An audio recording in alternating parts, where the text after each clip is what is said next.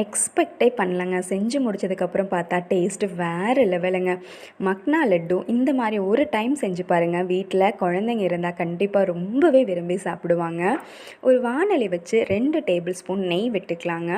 நெய் சூடான உடனே கொஞ்சமாக மக்னா போட்டு அது ஒரு 5 to 7 மினிட்ஸ் நல்லா ரோஸ்ட் பண்ணிக்கலாங்க. ஸ்டார்டிங்கில் போடும்போது இருந்த கன்சிஸ்டன்சி நீங்கள் நல்லா டோஸ்ட் பண்ணதுக்கப்புறம் அப்படியே மாறி ரொம்ப கிறிஸ்பியாகிடுங்க. நீங்கள் கையில் எடுத்து உடச்சி பார்த்தீங்கன்னா நல்லா பொறு பொறு பொருன்னு வந்துடும். அந்த அளவுக்கு நல்ல கிறிஸ்பி ஆகிடுங்க. இந்த அளவுக்கு ஆனதுக்கப்புறம் இது ஒரு பிளேட்டில் தனியாக மாற்றி வச்சுக்கலாம். அதுக்கப்புறம் அதே வாணலியில் மறுபடியும் ஒரு 2 டேபிள் ஸ்பூன் நெய் விட்டுக்கலாங்க.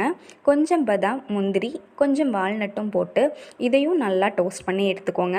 முந்திரியோட கலர் மாறும்போது நீங்கள் ஆஃப் பண்ணிட்டீங்கன்னா கரெக்டாக இருக்குங்க. இதையும் ஒரு பிளேட்டில் மாற்றி எடுத்து வச்சுக்கோங்க. இதெல்லாம் நல்லா ஆறுனதுக்கப்புறம் ஒரு அரை டம்ளரில் சர்க்கரை எடுத்து ஆட் பண்ணிக்கலாங்க. கணக்குப்படி பார்த்தா 1 1/4 டம்ளர் மக்னா எடுத்தோன்னா அரை டம்ளர் கரும்பு சர்க்கரை எடுத்தோன்னா டேஸ்ட் கரெக்டாக இருக்குங்க. இதெல்லாம் போட்டு நல்லா அரைச்சி எடுத்துக்கோங்க. நல்லா மைய வந்துடுங்க. அந்த அளவுக்கு அரைச்சி எடுத்துகிட்டு இது கூட கொஞ்சம் கொஞ்சமாக கீ சேர்த்து சின்ன சின்ன உருண்டைகளாக எடுத்து பிடிச்சு வச்சோன்னா டேஸ்ட்டு வேறு லெவலில் இருந்துச்சுங்க. நிஜமாகவே ரொம்பவே நல்லா இருந்தது.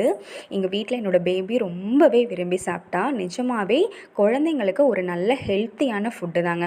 1 இயர் ப்ளஸ்க்கு மேலே இருக்கக்கூடிய குழந்தைங்களுக்கு நம்ம தாராளமாக ட்ரை பண்ணலாங்க.